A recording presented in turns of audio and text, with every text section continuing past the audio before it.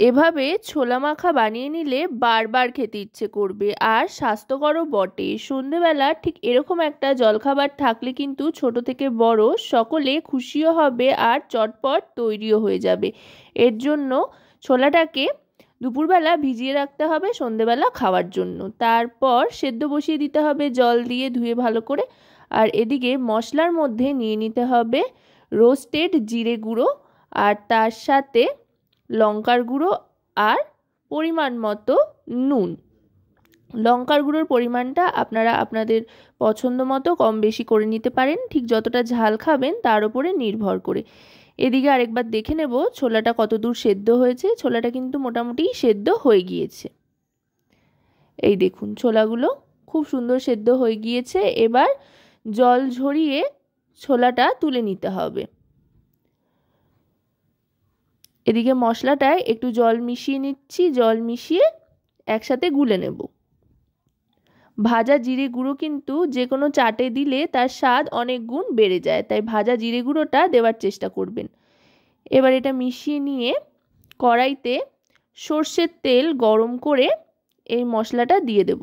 সর্ষের তেল খুবই কম পরিমাণে দিয়েছি, খুব বেশি তেলের এখানে প্রয়োজন নেই। ছোট চামচের 2 চামচ মতো তেল এখানে দিয়ে নিয়েছি। এবার এই মশলাটা দিয়ে ভালো করে মিশিয়ে নিয়ে এতে এবার সেদ্ধ করে রাখা ছোলাটা দিয়ে দিচ্ছি। এভাবে যদি ছোলার মধ্যে মশলাটা মাখিয়ে নেওয়া যায় তাহলে কিন্তু ছোলার মধ্যে খুব ভালো করে মশলাটা ঢোকে। চাইলে আপনারা এমনি গুঁড়ো মশলাও সেদ্ধ ছোলায় মাখিয়ে নিতে পারেন, তবে এভাবে বানালে কিন্তু অনেক বেশি স্বাদ হয়। এভাবে এটা মিশিয়ে নেওয়ার পর এবার নামিয়ে নেব, খুব একটা বেশি সময়ও লাগবে না। এবার এটা নামিয়ে নেওয়ার পর এতে এক এক করে সমস্ত কিছু মিশিয়ে নেব। প্রথমেই দিয়ে দিচ্ছি সেদ্ধ করে ছোট ছোট টুকরো করে রাখা আলু। আলুর টুকরোগুলো দিয়ে দেওয়ার পর এবার এতে দিয়ে দিচ্ছি শসা কুচি। এখানে একটা বড় সাইজের আলু সেদ্ধ করে টুকরো করে নিয়েছি, শসাও একটাই নিয়েছি। আর এবার এর সাথে দিয়ে দিচ্ছি পেঁয়াজ কুচি। পেঁয়াজটা একেবারে মিহি করে কুচোইনি, একটু বড় করে ডাইস করে কেটে নিয়েছি, বেশ মুখে পড়বে এতে। পেঁয়াজের পরিমাণটা আপনারা আপনাদের পছন্দ মতো কম বেশি করে নিতে পারেন। তারপর দিয়ে দিয়েছি এখানে লঙ্কা কুচি আর বেশ খানিকটা পরিমাণে ধনেপাতা কুচি। কাঁচা লঙ্কা আর ধনেপাতা এই দুটো একসাথে গেলে কিন্তু দারুণ লাগে, আর তার সাথে থাকে যদি লেবুর রস, একটা লেবুর অর্ধেক দিয়ে দিচ্ছি এখানে। এবার ভালো করে মাখিয়ে নেব সবটা একসাথে। মোটামুটি ঘরে থাকা উপকরণ দিয়েই কিন্তু আপনারা সন্ধেবেলার এরম চাট বানিয়ে নিতে পারেন ছোলার। খেতে অপূর্ব লাগবে আর স্বাস্থ্যকরও বটে।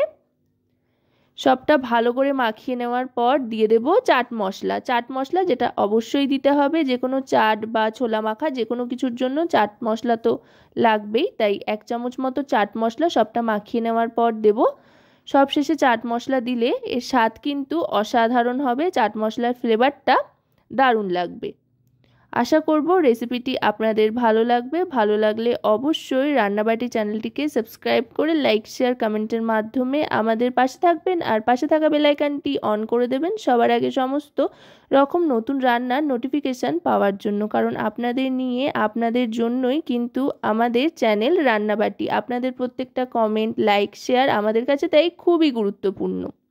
দেখুন কথায় কথায় কিন্তু ছোলা মাখা বা ছোলার চাট যাই বলুন না কেন তৈরি হয়েই গিয়েছে। এবার এটা সার্ভ করে শুধুমাত্র চেখে দেখার অপেক্ষা। তো রেসিপিটা কেমন লাগলো অবশ্যই কিন্তু আমাকে জানাবেন।